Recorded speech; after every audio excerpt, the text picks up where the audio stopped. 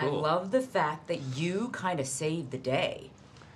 You get that ship out of there so that they can go on to, you know, destroy Call. Right. Would you tell Chris Pine that? That I saved the day? I'm telling you. Send him a note. I was cheering you on. Okay.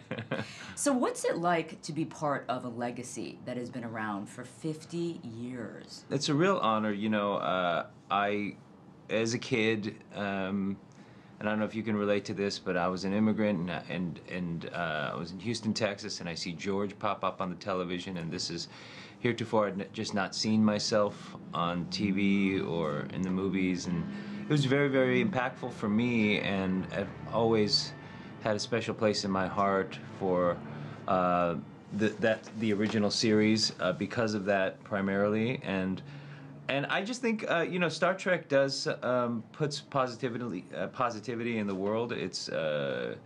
It's predicated on peace and seeking out knowledge, and so it's a real honor to be associated with it. And unity, right? And unity, yes. Among all races, all backgrounds, all cultures, especially that's kind of relevant today, isn't it?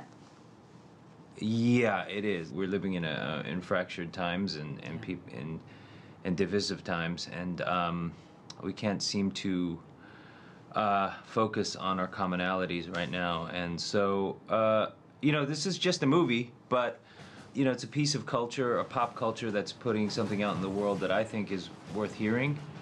So, and I think the whole idea of diversity, right? I mean, Hollywood has been criticized for the lack of diversity, right? We've heard about this, the whitewashing controversy. You even tweeted last year saying, you know, this whitewashing stuff is bull expletive, right?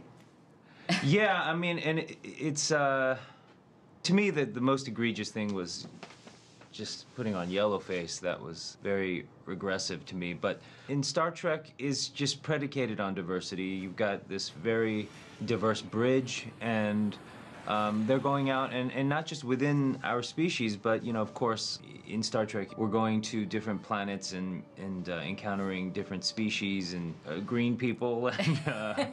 And so, trying to make peace. Yeah, so the idea of diversity is, like, very broad in the Star Trek world. Yeah. And it makes, and to me, it makes, you know, human differences that much smaller. Yeah. Absolutely. Yeah. Well, one other piece of diversity in this latest film is that Sulu is gay. Yeah.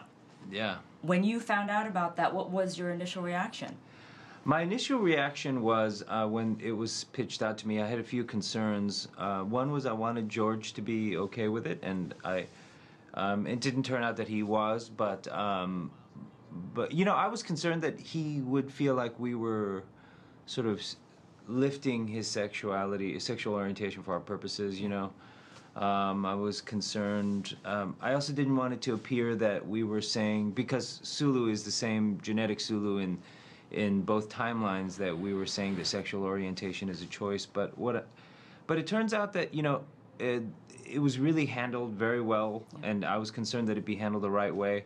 And it is very off the cuff and very matter of fact, and I like what it's saying, and in the way that I was encouraged by George's presence on television, I hope that young LGBT kids who are struggling see that, and maybe it's a little tiny sliver of sunlight. One last question, really quick. We're out of time. Hashtag starring John Cho. What did you think about that? I thought it was great. I mean, it sparked a great discussion. It was very clever and thoughtful, and somehow it got us talking about an issue that people don't really want to talk about. Yeah. All right. John, thanks so much. Thank you. Yeah, it was a pleasure. Cheers.